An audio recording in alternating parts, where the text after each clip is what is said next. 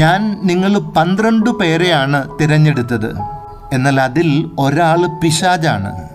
ഈശോ തൻ്റെ കൂട്ടുകാരോട് ഇങ്ങനെ പറയുമ്പോൾ അവരെന്താവാം മനസ്സിൽ കരുതിയത്? അവരുടെ സ്ഥാനത്ത് നമ്മളായിരുന്നുവെങ്കിൽ എന്ത് ചിന്തിക്കുമായിരുന്നു? ഈശോ പറഞ്ഞത് എന്നെ പറ്റിയാണോ? എൻ്റെ ഉള്ളിൽ എന്തെങ്കിലും തിന്മയുണ്ടോ? അത്യാവശ്യമായി മാറ്റേണ്ട ഏതെങ്കിലും കാര്യങ്ങളുണ്ടോ?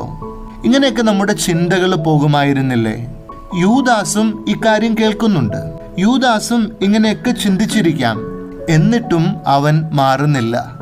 കാലേക്കൂട്ടി മുന്നറിയിപ്പ് കിട്ടിയിട്ടും മാറ്റാത്തവർക്കുണ്ടാകുന്ന ദുരന്തത്തെക്കുറിച്ചുള്ള ദൃഷ്ടാന്തമാണ് യൂദാസിൻ്റെ ജീവിതം.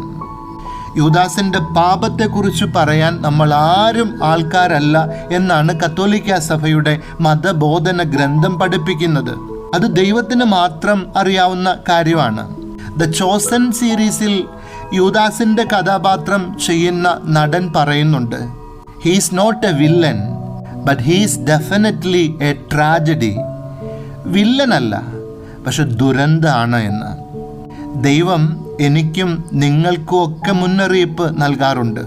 നമ്മളത് വ്യക്തമായി കേൾക്കാറുമുണ്ട്, കാണാറുമുണ്ട്. എന്നിട്ടും ഇനിയും അത് അവഗണിച്ചുകൊണ്ടിരുന്നാൽ നമ്മുടെ ജീവിതവും ഒരു ദുരന്തമായി മാറാം.